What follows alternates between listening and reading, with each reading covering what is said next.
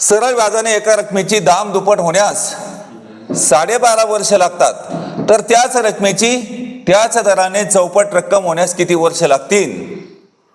सगळ्यात सोपं गणित आहे. पहिले जे गणित सोडले ना त्या गणिताच्या आधारावर आहे.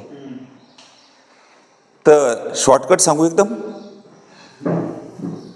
तर मग आता इथं 12.5 म्हणलं का नाही, इथं 12.5 गुणिला किती आहे? चौपट. 4 पटच्या ऐवजी किती याचे? 3 पट. 12.5 तरी किती होईल? 37.5. अरे 12 36 आणि अर्धा त्रिक किती? 1.5. मग 36 आणि 1.5 किती झाले? 37.5. उत्तर किती आलं सांगा?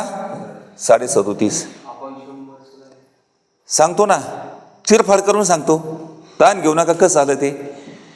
पण ही शॉर्टकट पद्धत लक्षात ठेवायची. असं गणित आली की. आता पहिल्या याच्यात काय म्हणलं सांगा?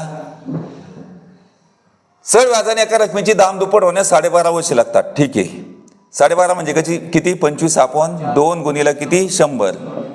आता दुप्पटच्या ऐवजी काय घ्यायचं? 1 पट. 25 1 25 25 100. 4 2 8 8 1. आता इथं किती झाले? 8 झाले.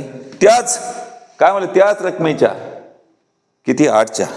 त्याच रकमेच्या 8च्या रकमेची त्याच दराने चौपट रक्कम होण्यास किती वर्ष? मग आता चौपट म्हणल्यानंतर काय करायचं? छदस्थानी 100 घ्यायचे. घेतलं का नाही? मग छदस्थानी 100 घेतलं तर इथं चौपटच्या ऐवजी किती घ्यायचं? 3 पट. मग सांगा 8 1 8 8 12.5 किती? मग 12.5 तरी किती? 37.5. मग काय म्हणायचं? खालची संख्या वर. मग सांगा 37.5 आहे. नवी दिशा अकॅडमी ॲप डाउनलोड करा. कोणताही कोर्स 30 रुपयामध्ये मिळवा.